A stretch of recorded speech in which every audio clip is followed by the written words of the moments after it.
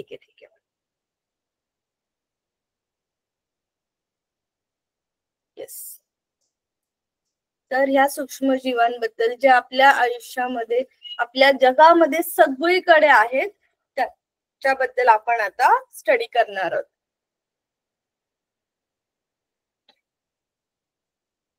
बरं, हे सूक्ष्मजीव किती लहान असावेत? कुणाला काही आयडिया किती लहान असतात? ते दिसतात आपल्याला?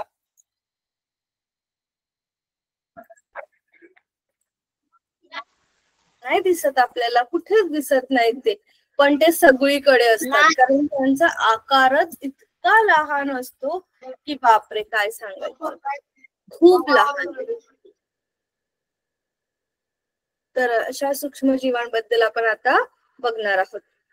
आणि आपल्या पृथ्वीवरती आपल्या संख्येपेक्षा म्हणजे प्राण्यांच्या आणि वनस्पतींच्या संख्येपेक्षा अधिक जास्त प्रमाणात संख्येने जे काही उपलब्ध आहेत ते म्हणजे सूक्ष्मजीव.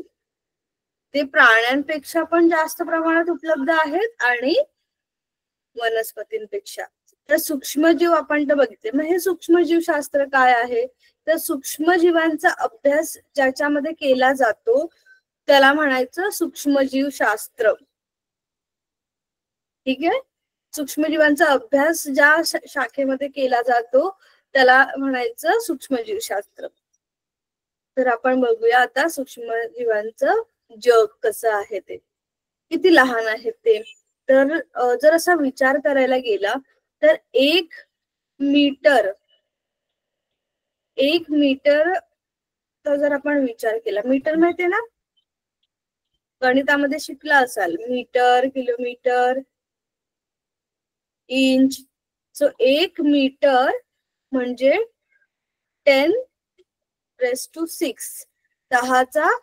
10⁶ भाग,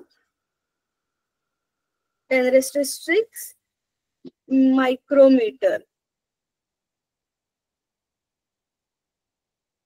आणि हे जे यू सारखं तुम्हाला दिसतंय हे यू नसून हे आहे म्यू.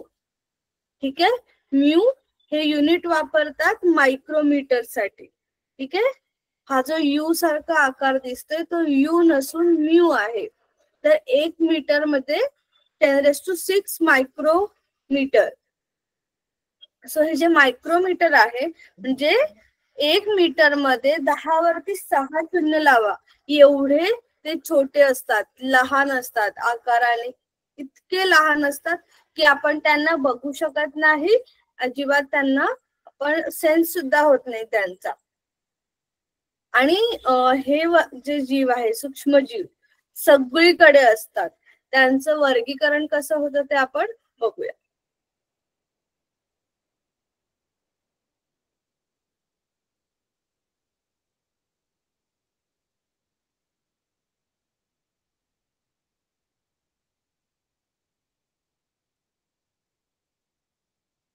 सगळ्यात पहिल्यांदा आपण बघूया जीवाणूंबद्दल.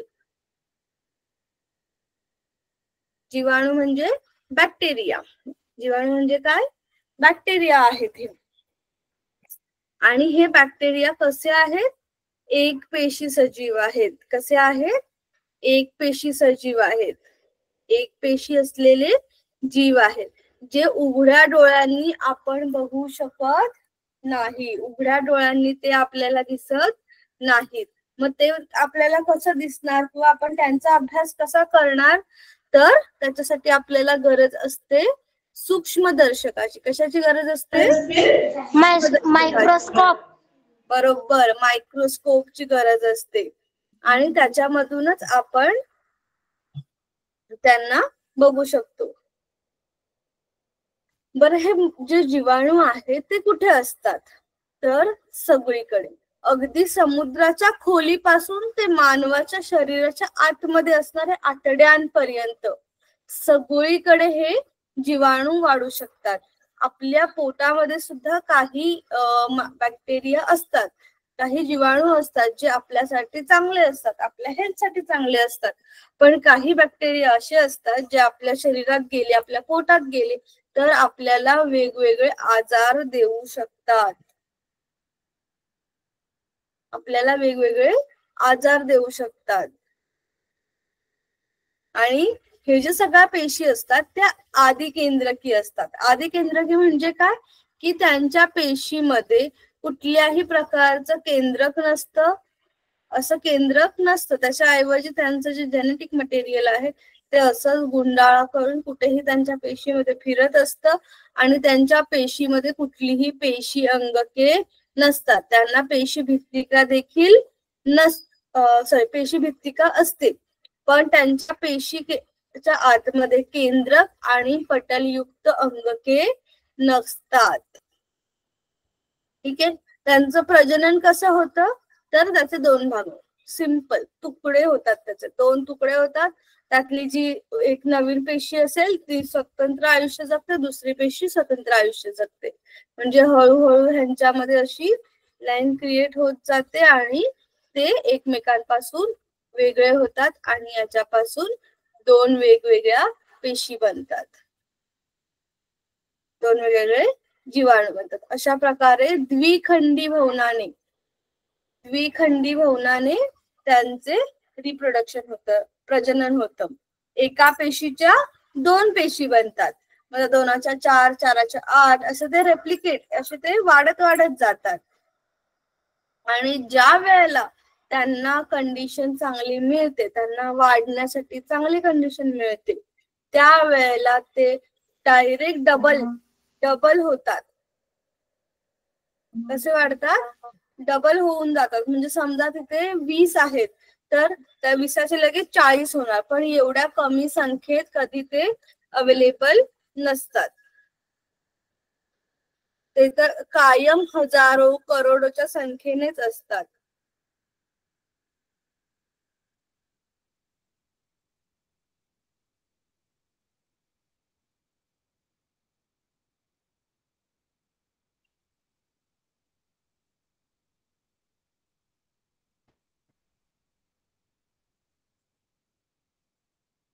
त्यानंतर त्यांचे वेगवेगळे आकार आहेत, ते आपण तुमच्या पुस्तकामधून बघूया, म्हणजे तुम्हाला पण ते समजायला सोपे पडतील.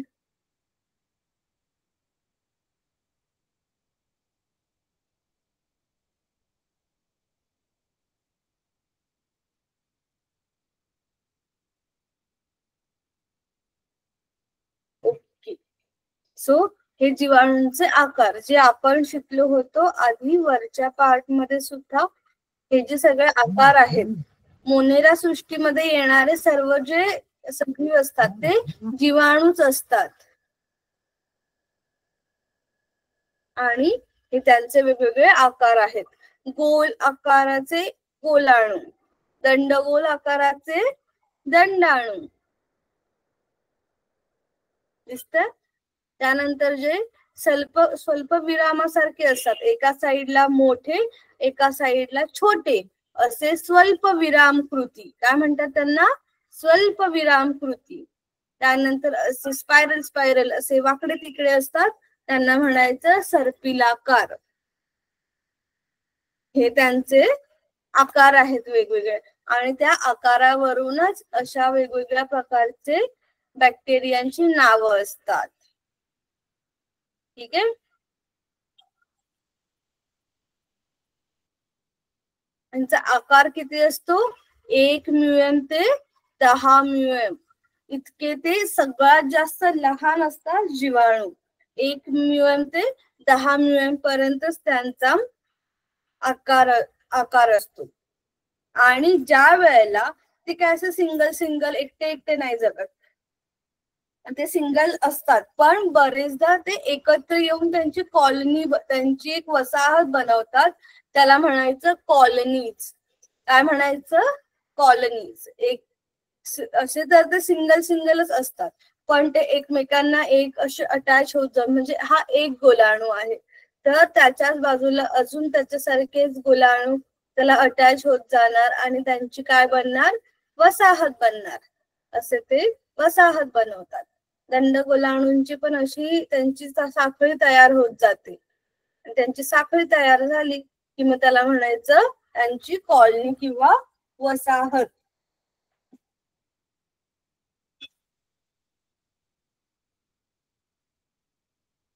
समजलं इथपर्यंत बॅक्टेरिया बद्दलच? ओके. ओके, नेक्स्ट बघूया आपण प्रोटोझोआ. ओके ओके मुलांनो,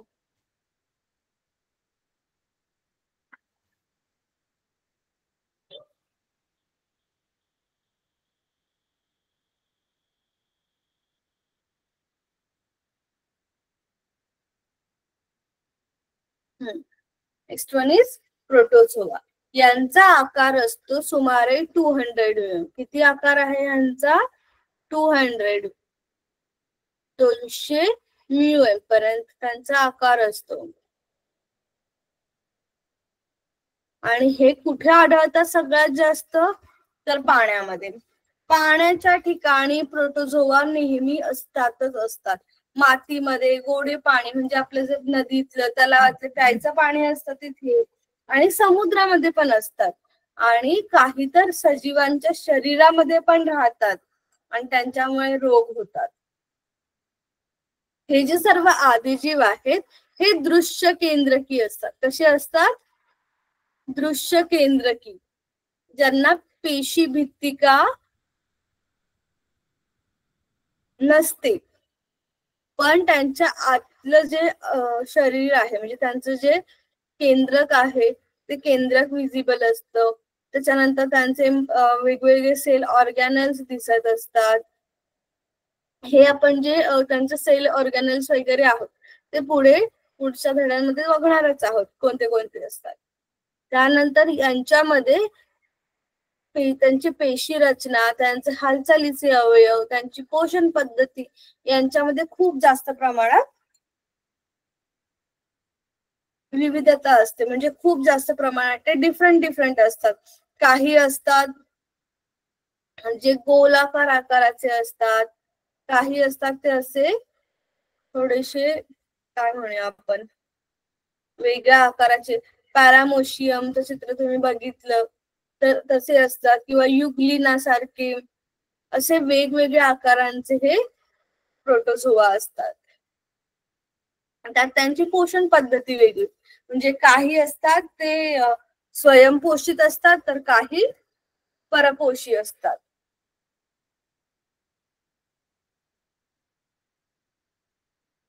त्यानंतर त्यांची वस्ती कुठे असते? पाण्याच्या ठिकाणी आणि परिसंस्थांमध्ये ते खूप जास्त महत्वाचे असतात. आणि त्यांचं प्रजनन हे सेम द्विखंडी भवनाने, म्हणजे आता अमिबा वगैरे हे सगळं याच्यामध्ये येतात. समजा हा अमिबा आहे, आता ह्याचं डिव्हिजन कसं होईल? इकडून तो थोडासा असा कमी होत येईल, इकडून तो थोडासा कमी होत येईल, आणि असं करता करता इथून तो तुटून जाईल आणि त्याचे 2 भाग होतील.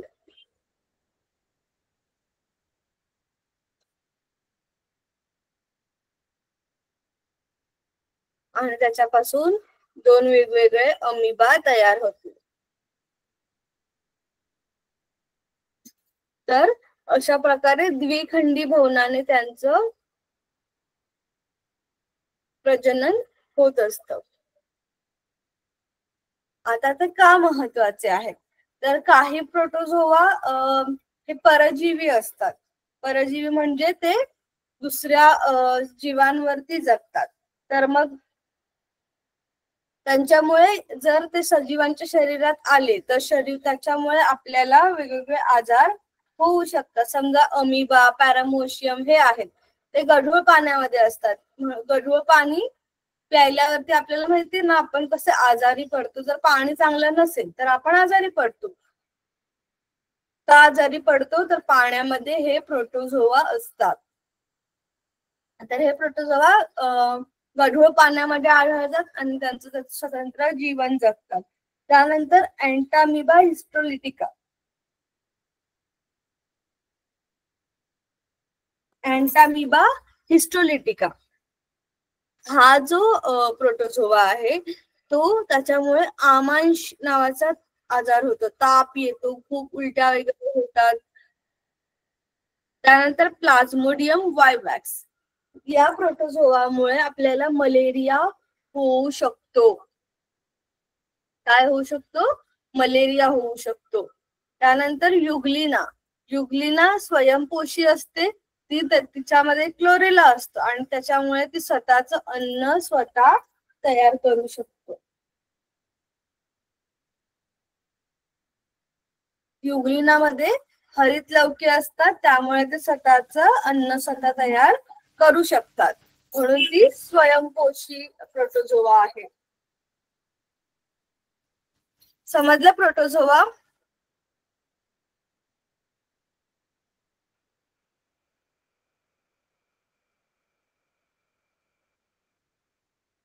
मी शेवटला तुम्हाला प्रश्न विचारणार आहे मुलांनो.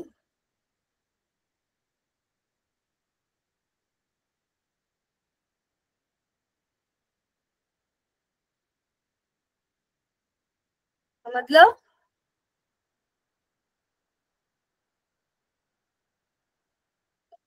हो madam. Okay, next one is कवके किंवा फंगाय. त्यांचा आकार असतो सुमारे 10 म्युएम ते 11 म्युएम. ती असतो 10 म्युएम ते 100 म्युएम. 10 to 100.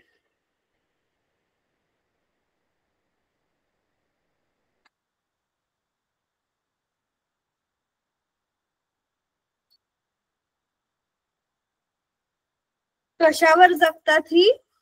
जे कुजणारे पदार्थ असतात, कुजलेले किंवा मृत वनस्पतींची, प्राण्यांची शरीरे असतात, त्यांच्या कार्बनी पदार्थांमध्ये ते जगतात. आणि आपल्याला हे बुरशी कुठे सापडते? आपल्याला फंगाय म्हणजे बुरशी कुठे बघतो? बुरशी आपण एखाद्या खराब होणाऱ्या गोष्टीवरतीच नेहमी बुरशी असते. तर ही बुरशी विविध आकारामध्ये आपल्याला बघायला मिळते. काही अगदी सूक्ष्म असतात, ते काही अगदी मोठे मोठे मशरूम्स माहितीये तुम्हाला, ज्याला आपण छत्री वगैरे असं काय काय म्हणतो. तर हे सगळे फंगायचेच प्रकार आहेत.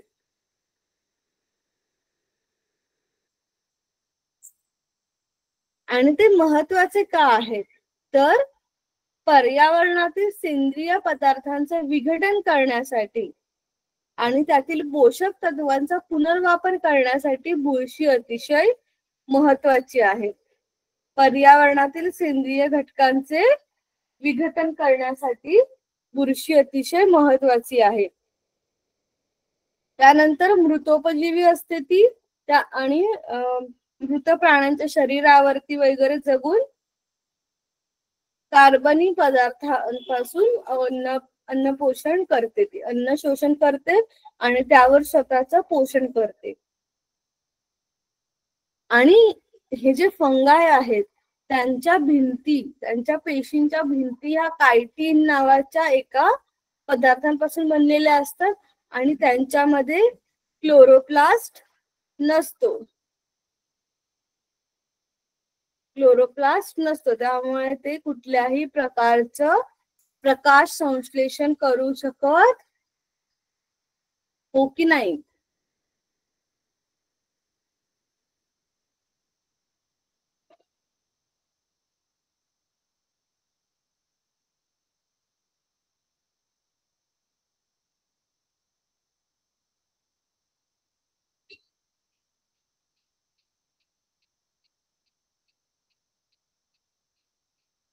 मुलांनो,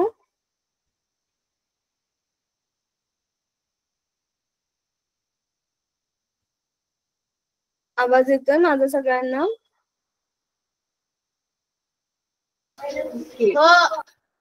आता त्यांचा 2 प्रकारे प्रजनन होतं. एक तर द्विखंडी वहनाने किंवा मुकुलायन, अशा पद्धतीने त्यांचं प्रजनन होऊ शकतं. द्विखंडी वहन म्हणजे काय? एकाचे 2 पेशी अशा वाढत वाढत जाणे. आणि मुकुलायन म्हणजे स्पोर फॉर्मेशन, म्हणजे त्याच्यातून छोटे छोटे छोटे छोटे स्पोर्सचे कण बाहेर निघतात आणि त्यामुळे खूप साऱ्या प्रमाणात ते पसरत जातात. बुरशी बघितली तुम्ही कधी भाकरीवरती आलेली किंवा पावावरती आलेली? अशी बुरशी बघितली? हो. कशी असते तिला? तुम्ही जर नीट निरीक्षण केलं असेल तर तिला एक वरती असा गोळा असतो आणि त्याच्या खाली त्याची दांडी असते, असंच असतो ना? गोळा आणि त्याच्या खाली त्याची दांडी, अशा प्रकारची बुरशी असते. याच्यामध्ये भरलेले असतात त्यांचे स्पोर्स, आणि हे स्पोर्स फुटून बाहेर पडल्यानंतर खूप सारे जागेत ते स्पोर्स पसरतात आणि त्याच्यामुळे आपल्या घरामध्ये अजून बुरशी वाढत वाढत जाते इन्स्टेड ऑफ कमी होणे. मुलींनो, काय चाललंय तुमचं? तुमचा कॅमेरा ऑन आहे.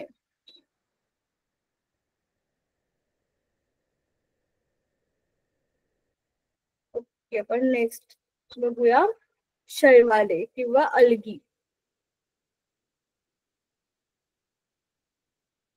तर हे जी शेवाळ आहे ते सगळीकडे दिसणार आपल्याला, अगदी आजूबाजूला कुठेही दिसणार एक सजीवांचा प्रकार म्हणूया.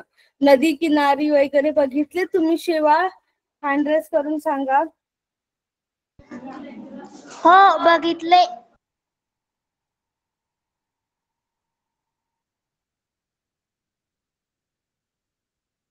कुठे बघितलंय? नदी किनाऱ्यावर. अजून कुठे बघितलंय?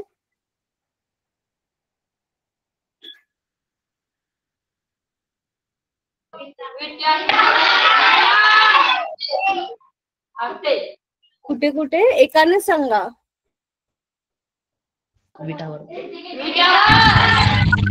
नदीमध्ये, डबक्यात. ओके, नदीमध्ये, डबक्यात.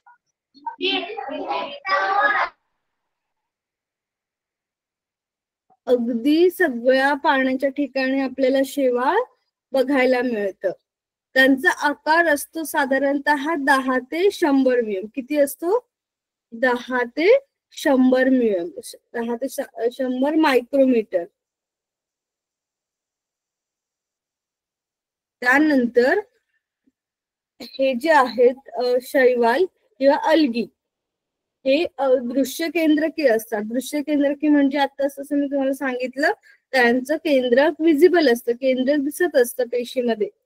तर हे दृश्य केंद्रकी असतात, एकपेशीय आणि स्वयंपोषी सजीव असतात.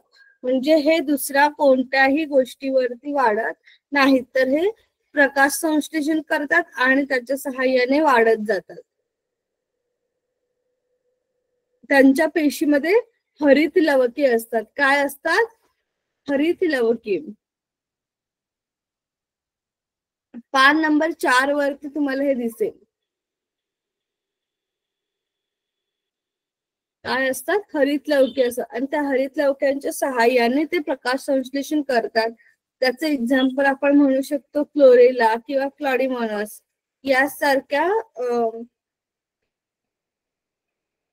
काय म्हणू आपण वनस्पती किंवा शेवाळ अलगी आहेत. आणि थोड्याशा प्रजाती यांच्या एकपेशीय आहेत. अदरवाईज बाकी सर्व शैवालांच्या पेशी या बहुपेशी आहेत आणि त्या डोळ्यांनी सुद्धा आपल्याला दिसतात. ठीक आहे, बरेचदा ते आपल्याला डोळ्यांनी सुद्धा दिसतात. काहीच पेशी अशा आहेत ज्या आपल्याला डोळ्यांनी दिसू शकत नाहीत.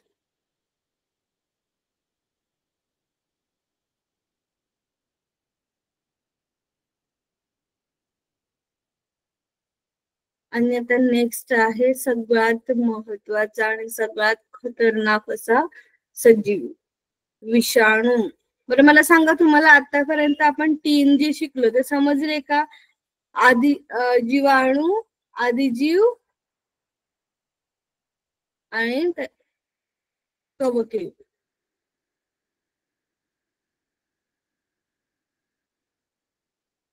समजले? हँड रेस करा असं किंवा थम्सअप करा.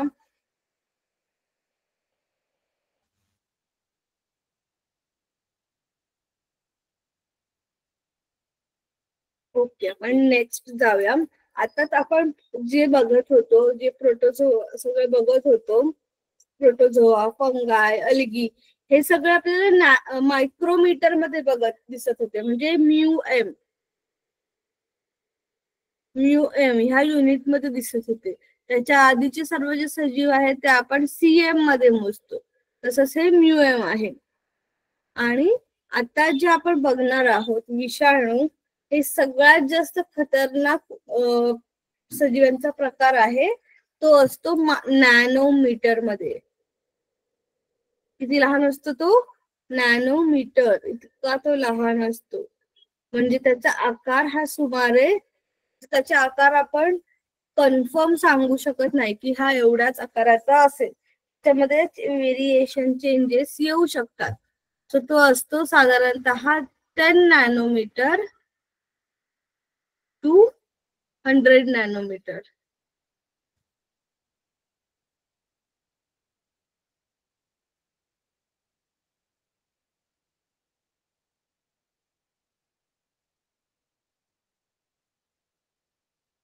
आता हे जे विषाणू आहेत हे खरं तर सजीव पण नसतात किंवा निर्जीव पण नसतात, कोणच नसतात. ते सजीव निर्जीवांच्या मध्य रेषेवरती असतात.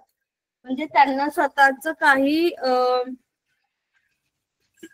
अवयव नसतात, काही नसतं. त्यांचं फक्त एकच काम असतं, आपल्या समोर येणाऱ्या पेशीला खराब करून टाकणे. हे एकच त्यांचं काम असतं.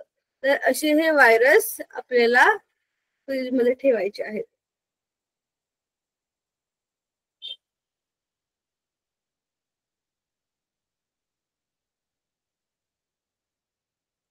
ओके. आता त्यांचा अभ्यास हा सूक्ष्मजीवशास्त्रामध्ये, मायक्रोबायोलॉजी मध्ये केला जातो. विषाणू सजीव सुद्धा नाहीयेत, निर्जीव सुद्धा नाहीयेत. ते सजीव निर्जीवांच्या बॉर्डर लाईन वरती आहेत. आणि ते इतके लहान असतात की आपण त्यांना साध्या मायक्रोस्कोपने बघू शकत नाही. त्यांचा जर आपल्याला अभ्यास करायचा असेल, त्यांना जर आपल्याला बघायचं असेल, तर त्यासाठी आपल्याला इलेक्ट्रॉन सूक्ष्मदर्शी म्हणजे इलेक्ट्रॉन मायक्रोस्कोपची गरज असते. ते जीवाणूंपेक्षा देखील 100 पटीने लहान असतात, इतके लहान असतात ते. आणि स्वतंत्र कणांच्या स्वरूपात असतात. त्यांच्यामध्ये डीएनए किंवा आरएनए हे असतं आणि त्याच्यावरती प्रथिनांचं आवरण असतं. हे दिसतंय, त्याचं जे मधलं रेड रिबिन सारखं स्ट्रक्चर दिसतंय ते आहे त्यांचं डीएनए किंवा आरएनए, जे त्यांचं अनुवांशिक सामग्री, जनुकीय सामग्री. जे डीएनए असतं ते असं डबल वालं असतं आणि आरएनए सिंगल वालं असतं.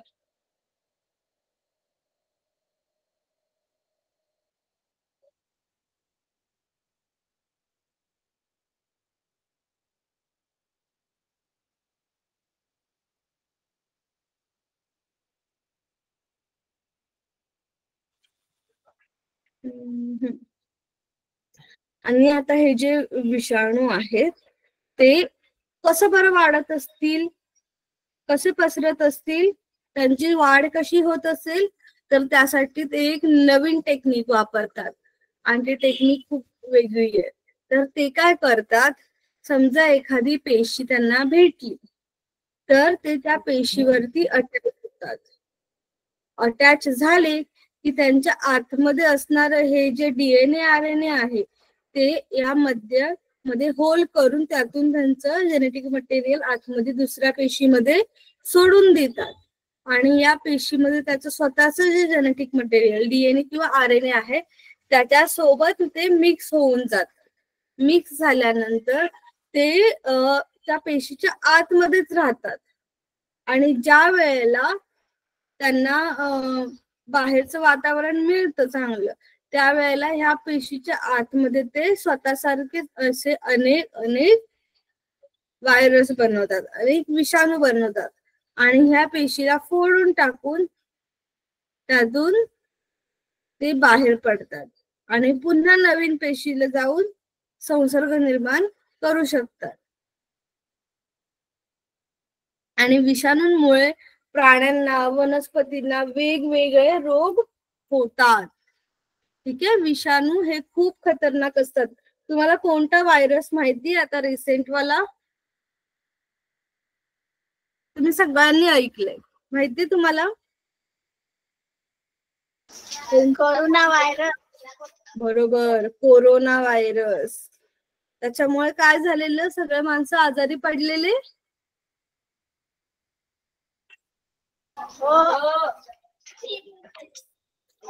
तर हे व्हायरस असे खूप खतरनाक असतात, कारण ते माणसांच्या पेशींनाच नाही तर जीवाणूंच्या पेशींना सुद्धा इन्फेक्ट करू शकतात, त्यांना सुद्धा आजारी पाडू शकतात.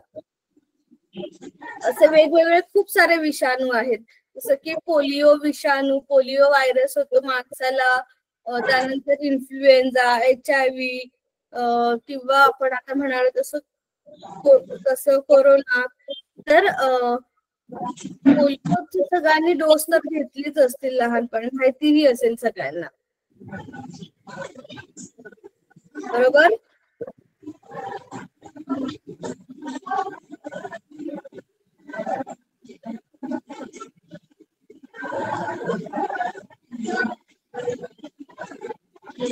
त्यानंतर गुरांवरती सुद्धा वेगवेगळे अनेक रोग ह्याच्यामुळे पडू शकतात. गुरांवरती पडणारे रोग कोणते? तर पिकोरना व्हायरस, पिकोरना नावाचा जो रोग आहे तो यांच्यावरती पडू शकतो. त्यानंतर टोमॅटो विल्ट विषाणू, म्हणजे यांच्यामुळे टोमॅटो म्हणजे वनस्पतींवरती सुद्धा याचं नुकसान होऊ शकतं. वनस्पतींचं सुद्धा विषाणूमुळे नुकसान होऊ शकतं. तंबाखू मोझॅक व्हायरस, टोमॅटो विल्ट विषाणू हे टोमॅटोच्या झाडावरती त्याचा रोग होतो. तंबाखूच्या झाडावरती तंबाखू मोझॅक व्हायरस म्हणजे टोबॅको मोझॅक व्हायरस नाव आहे त्याचं, ते हमला करतं की त्याच्यामुळे ते पीक खराब होऊन जातं. त्यानंतर जीवाणूंना सुद्धा हे लोक सोडत नाही, जीवाणूंना सुद्धा इन्फेक्ट करू शकतात. त्यासाठी बॅक्टेरियोफाज हे विषाणू जीवाणूंवरती सुद्धा हमला करू शकतात आणि त्याच्यामुळे जीवाणूच्या पेशी सुद्धा खराब होऊन जातात. त्यात समजा काही जीवाणू आपल्यासाठी गरजेचे असावेत, पण मग त्यांच्यावरती बॅक्टेरियोफाजमुळे ते सुद्धा इन्फेक्ट होऊ शकतात. व्हायरस बद्दल समजलं तुम्हाला? काही डाऊट्स आहेत कुणाला? हँड रेज करा.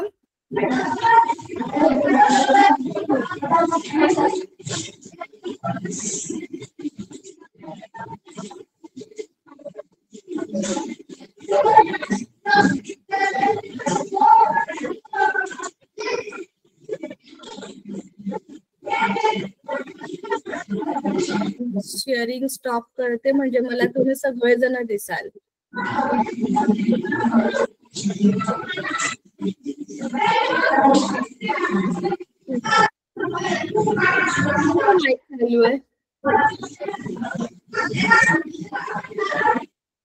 ओके, मला सांगा समजलं तुम्हाला हे?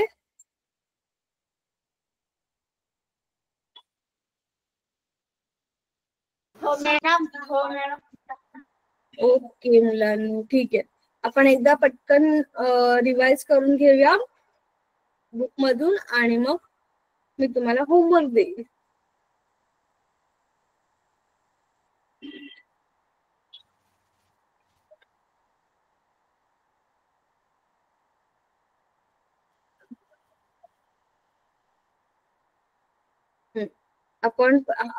आपण शिकलो पहिला धडा सजीव सृष्टी व सूक्ष्मजीवांचे वर्गीकरण. या धड्यामध्ये आपण वर्गीकरण, सर्व सजीवांचं वर्गीकरण का केलं पाहिजे ते चेक केलं. का केलं पाहिजे ते समजून घेतलं.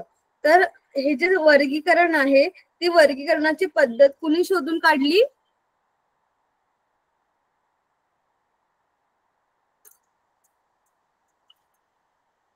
कुणी शोधून काढली वर्गीकरणाची पद्धत? रॉबर्ट हार्डिंग विटाकर याने. बरोबर. 19 कोणत्या साली शोधून काढली?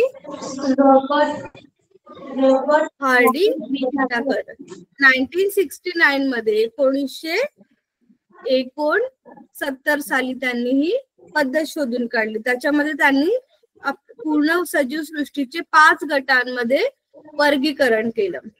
5 गटांमध्ये वर्गीकरण केलं. त्याच्यासाठी त्यांनी काही हे प्रकार निकष विचारात घेतले. पेशींची जटिलता, सजीवांचा प्रकार, पोषणाचा प्रकार, जीवन पद्धती, वर्गानुवंशिक संबंध या सर्व गोष्टींचा अभ्यास केल्यानंतर त्यांनी हे 5 गट बनवले. मोनेरा, प्रोटिस्टा, कवके, वनस्पती आणि प्राणी. त्यानंतर आपण शिकलो सृष्टी पहिली मोनेरा. मोनेरा या सृष्टीमध्ये सर्व सूक्ष्मजीव असतात. एकपेशीय सूक्ष्मजीव असतात, आधी केंद्रकी असणारे. प्रोटिस्टामध्ये देखील आधी केंद्रकी असणारे केंद्रक असणारे सजीव बघितले आपण, जे एकपेशीय आहेत. त्यानंतर त्यांचे 2 प्रकार, स्वयंपोषी, परपोषी असे आपण पूर्ण प्रोटिस्टा बघितले. थर्ड मध्ये आपण फंगाय बद्दल शिकलो, म्हणजेच कवके किंवा बुरशी बद्दल शिकलो. ही बुरशी आपल्याला खराब झालेल्या गोष्टींवरती, खराब होणाऱ्या गोष्टींवरती, अन्नावरती किंवा मृत सजीवावरती, मृत वनस्पतींवरती बघायला मिळते.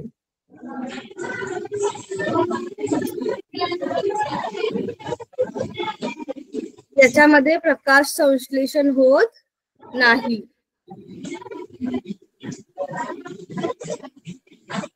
त्यानंतर आपण बघितलं सूक्ष्मजीवांचे वर्गीकरण. सूक्ष्मजीवांचे वर्गीकरण शिकताना आपण त्याच्यामध्ये सूक्ष्मजीव त्यांचा आकार कसा आहे, कोणता आहे, इथपासून सर्व चेक केलं. सूक्ष्मजीव ते 2 प्रकारचे असतात, आधी केंद्रकी आणि दृश्य केंद्रकी. आधी केंद्रकीमध्ये जीवाणू असतात आणि दृश्य केंद्रकीमध्ये आदिजीव, कवके, शैवाले यांचा समावेश होतो. त्यांचं प्रमाण हे 1 लिटरला 10 भाग इतके ते लहान असतात. आणि 1 नॅनोमीटर म्हणजे 10⁹ 10 वरती 9 शून्य लावायचे. एवढी मोठी जी संख्या होईल तेवढ्या अंकांनी ते लहान असतात असं समजा. म्हणजे समजा आपण 5 फूट आहोत तर मग ते किती लहान असतील याचा विचार करा. त्यानंतर जीवाणूंबद्दल शिकलो आपण. जीवाणूंचे वेगवेगळे प्रकार बघितले. गोलाणू, दंडाणू, दंडगोलाणू, स्वल्पविरामाकृती, सर्पिलाकार असे वेगवेगळे आपण काय बघितले, जीवाणू बघितले.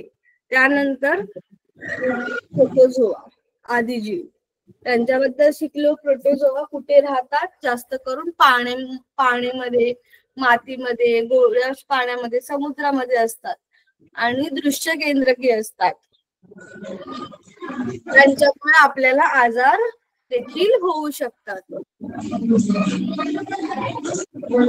आपण कवके किंवा फंगाय बघितलं. पुन्हा कुजणाऱ्या पदार्थांवरती वाढतात. वनस्पतींच्या, प्राण्यांच्या मृत शरीरावरती वाढतात आणि कार्बन पदार्थांवरती स्वतःच पोषण करतात.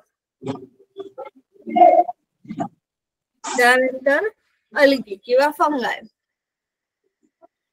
आपल्याला सगळीकडे शैवाल, सगळीकडे दिसणारा हा प्रकार आहे शैवाल. आपल्याला नदी किनारी, कुठल्याही पाण्याच्या ठिकाणी, पाणवठ्याच्या ठिकाणी अगदी थोडासा पाणी जरी तिथे सारखं सारखं वाहत असेल, अगदी घराच्या भिंतींवरती सुद्धा आपल्याला शैवाल बघायला मिळतं कधी कधी. ते त्यांच्या पेशीमध्ये हरितलवके असतात आणि त्या हरितलवकांच्या सहाय्याने ते प्रकाश संश्लेषण करतात. शैवालांच्या खूप कमी प्रजाती ह्या एकपेशीय आहेत. बहुतांश ह्या बहुपेशीय असून आपल्याला डोळ्यांनी बघता येतात. त्यानंतर विषाणू हे सजीव नाहीयेत किंवा निर्जीव पण नाहीयेत. सजीवांच्या आणि निर्जीवांच्या सीमारेषेमध्ये आहेत. जे पूर्णपणे सजीव नाहीत त्यांचा अभ्यास हा सूक्ष्मजीवामध्ये केला जातो. आणि जर आपल्याला विषाणू बघायचे असतील तर त्यासाठी आपल्याला इलेक्ट्रॉन सूक्ष्मदर्शीची म्हणजे इलेक्ट्रॉन मायक्रोस्कोपची गरज लागते. त्यांच्यामध्ये DNA किंवा RNA पासून बनलेला लांबलचक रेणू असतो. नंतर ते स्वतः असे सेपरेटली एन्व्हायरमेंट मध्ये जिवंत राहू शकत नाहीत. ते आयदर वनस्पतींच्या पेशीवरती असतात किंवा वनस्पतींच्या आतमध्ये असतात किंवा प्राण्यांच्या आतमध्ये असतात.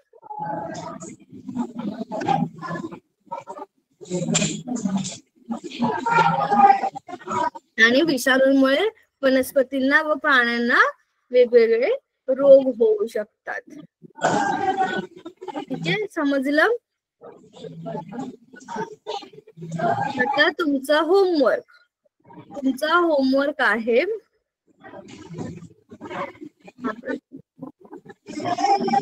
तुमच्या पुस्तकातला हा जो 7वा प्रश्न आहे हा तुमचा होमवर्क आहे. अचूक आकृत्या काढून नावे द्या. जीवाणूंचे वेगवेगळे प्रकार जे आपण आता शिकलो ते सगळे प्रकार. त्यानंतर पॅरामोशियमचा आकृती आणि बॅक्टेरियोफाजची आकृती. ह्या आकृती तुम्हाला तुमच्या वहीमध्ये काढायचे आहेत. हे जीवाणूंचे प्रकार कोणते काढाल?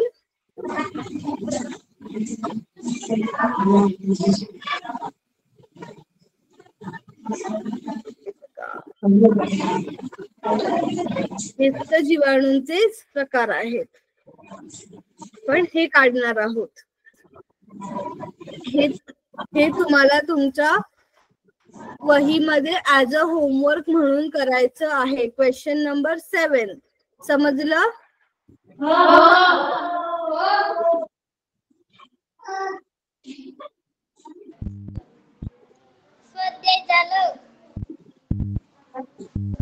काय झालं मुलींनो?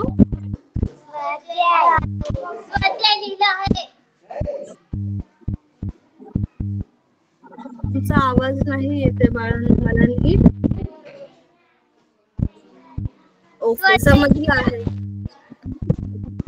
ठीक आहे, हा होमवर्क मी नेक्स्ट लेसन मध्ये नेक्स्ट लेक्चर मध्ये तुम्हाला विचारणार आहे. होमवर्क कुणी केलाय कोणी नाही केलाय. ठीक आहे,